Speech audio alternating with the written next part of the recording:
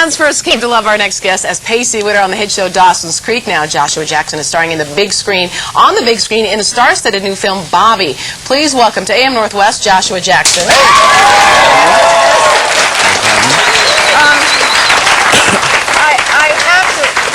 I really have to point out the fact that our interns are doing a lot of this. Yeah. Yes, a lot of that. They're taking a lot of flack over there. They've been nothing but polite. It's because we love them. We tease the ones we love. Exactly. This movie looks incredible. Written and directed by Emilio Estevez. Who also has a part in it, stars in it. Right, and then he took 6 years to write this, I understand? No, he took about a year to write it, maybe Okay. a year and a half to write it. It was finished, I believe, in the first part of 2000. What took 6 years was getting the financing and getting this Okay. cast together, and then, which is unfortunate, but it's sort of typical for Hollywood. It just takes a while to make the money. It's called Bobby. It is not like a biography of Bobby Kennedy. No, not at all. It is just a small painted picture of what happened at that hotel, many people's lives, the day that he was assassinated. Precisely. It is the Bobby Kennedy, who is essentially the star of this film, is actually off camera. The only time we see Bobby or hear him is through his actual speeches and old newsreel footage, and the story is told through 22 other people who happened to be at the Ambassador Hotel that fateful day that he was assassinated. This is a star-studded cast. Give us a list of all the folks in it.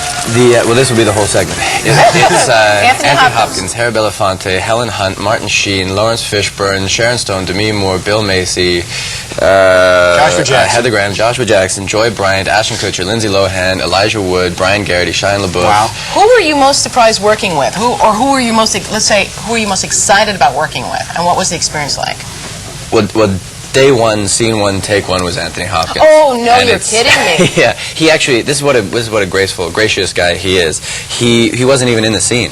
I was doing a scene with Shia and Brian and another young woman named Mary Elizabeth Winstead, who's also in the film, and he just showed up because he wanted to be there for the first day to say, to wish us well, as it were. And I don't think he realizes how intimidating it is to have a knight on set wishing you well. It would have been much easier if he wasn't there. But the whole cast, I mean, there's a scene between he and Harry Belafonte. It's the only time I've been acting for a long 16, 17 years now, 18 years now, whatever it is.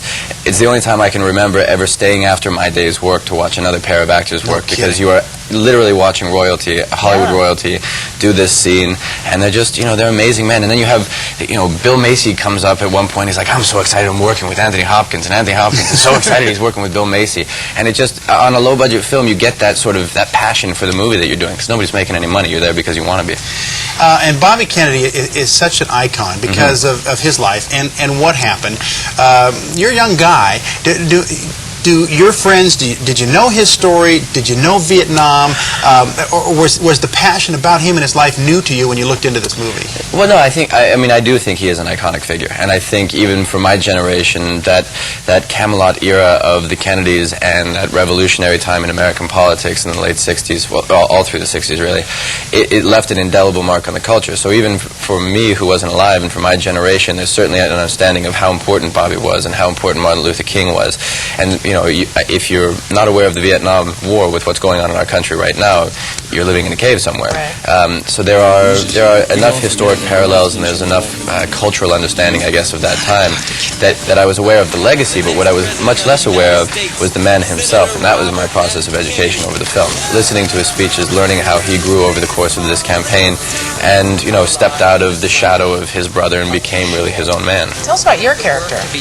I'm one of his he had two portions of his campaign, the regular campaign, and then there was the Youth for Kennedy campaign. I'm one of the national campaign managers for the Youth for Kennedy movement, and they're sent out basically as the advance team to prepare wherever he's going, and then also to motivate the volunteers to get out the vote. But your character, what motivates your character? Well, he's a young idealist. This was a different time in American culture where it was actually cool to be idealistic and believe that you had the power to change the system. And he's a young man who believes he can change the system from within without having to, burn our institutions down and start from scratch. And he really truly believes in the message, that transformative message that Bobby Kennedy was telling to the country. So he is a true believer. He's sent to this hotel to prepare this place for hopefully what's going to to be a primary victory in California, and he really believes that Bobby is the man can help America, become what it wanted to be at that point, which was a more just and equitable nation.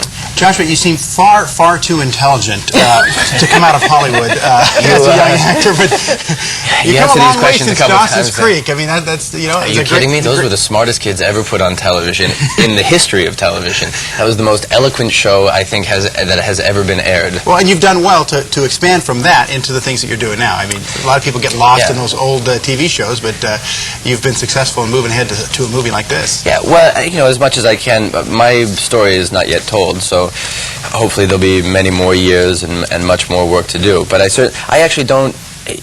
I figure that it's an actor's job to keep on changing and growing. And if I have nothing more in me than what I did on that show, then I probably should fall by the wayside. Thankfully, I don't think that's the case. Good. But I just feel like it is our job as actors to continue to show you as audience members, hopefully, new and different things. And you are. Yeah. Thank you so much. Again, the movie is Bobby, and it opens on Thanksgiving, and we appreciate it. So much. Okay. There are